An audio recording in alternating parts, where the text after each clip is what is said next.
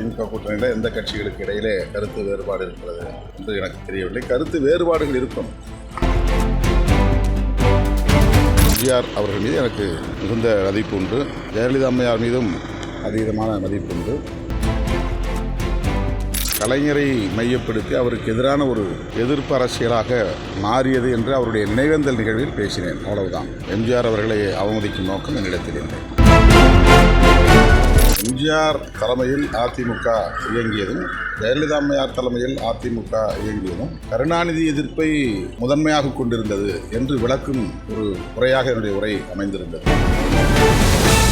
கலைஞரை எதிர்த்த அளவுக்கு, விமர்சித்த அளவுக்கு அந்த ஒரு குறிப்பிட்ட சக்திகள் அதிமுகவையோ அல்லது எம்ஜிஆர் அவர்களையோ அல்லது ஜெயலலிதா அம்மையார் அவர்களையோ அவர்கள் ஒரு பகையாக கருதவில்லை, எதிரியாக கருதவில்லை.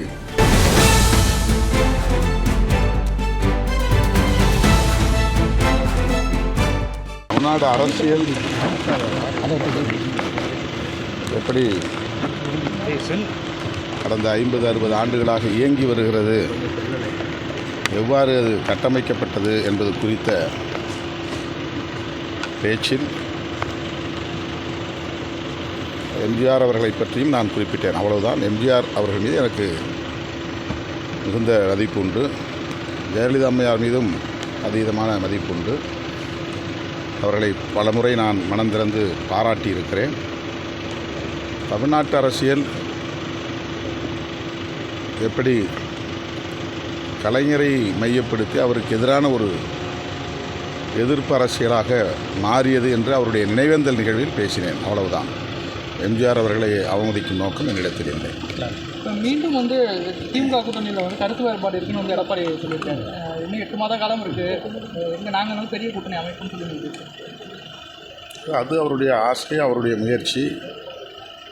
8 மாத காலத்தில் அவர் அதை சாதிக்க வேண்டும் என்று விரும்புகிறார். அது அவருடைய தனிப்பட்ட விருப்பம். இப்போ கருத்து வேறுபாடு திமுக கூட்டணிகளுக்கு மீண்டும் அது எனக்கு அந்த மாதிரி எதுவும் தெரியல. திமுக கூட்டணியில் எந்த கட்சிகளுக்கு இடையிலே கருத்து வேறுபாடு இருக்கிறது என்று எனக்கு தெரியவில்லை. கருத்து வேறுபாடுகள் இருக்கும். ஆனால் அது ஒரு உறவை அல்லது கூட்டணி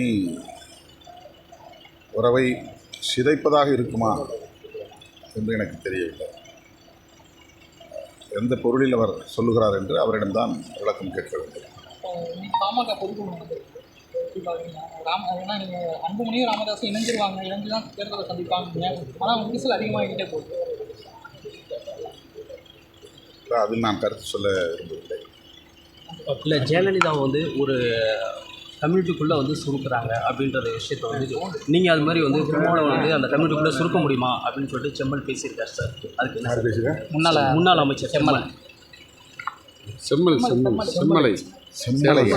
முன்னாள் அமைச்சர் என்ன கேட்டார்?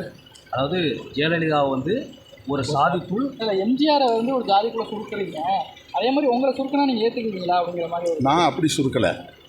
அது தவறாக புரிந்து கொள்ளப்படுகிறது. எம்ஜிஆர் தலைமையில் அதிமுக இயங்கியதும் ஜெயலலிதா அம்மையார் தலைமையில் அதிமுக இயங்கியதும் கருணாநிதி எதிர்ப்பை முதன்மையாக கொண்டிருந்தது என்று விளக்கும் ஒரு உரையாக என்னுடைய உரை அமைந்திருந்தது. அப்போது ஜெயலலிதா அம்மையார் தன்னை ஒரு பார்ப்பன பெண்மணி என்றே பகிரங்கமாக சட்டப்பேரவையில் அறிவித்து கொண்டார். அதனால் அதிமுக மீதான விமர்சனம் இங்கே பார்ப்பனர்கள் அல்லது பார்ப்பனியம் என்கிற சமூகத்தினரால் அல்லது சக்திகளால் பெரிய அளவில் விமர்சிக்கப்படவில்லை. கலைஞரை எதிர்த்த அளவுக்கு, விமர்சித்த அளவுக்கு அந்த ஒரு குறிப்பிட்ட சக்திகள் அதிமுகவையோ அல்லது எம்ஜிஆர் அவர்களையோ அல்லது ஜெயலலிதா அம்மையார் அவர்களையோ அவர்கள் ஒரு பகையாக கருதவில்லை, எதிரியாக கருதவில்லை. இந்த பொருளில் நான் அதை சொன்னேன். அவ்வளோதான். அவர்களை அப்படி சுருக்க முடியாது. எம்ஜிஆர் அதை கடந்தவர், ஜெயலலிதா அம்மையாரும் அந்த எல்லைகளை கடந்தவர் என்பது எல்லோருக்கும் தெரியும்.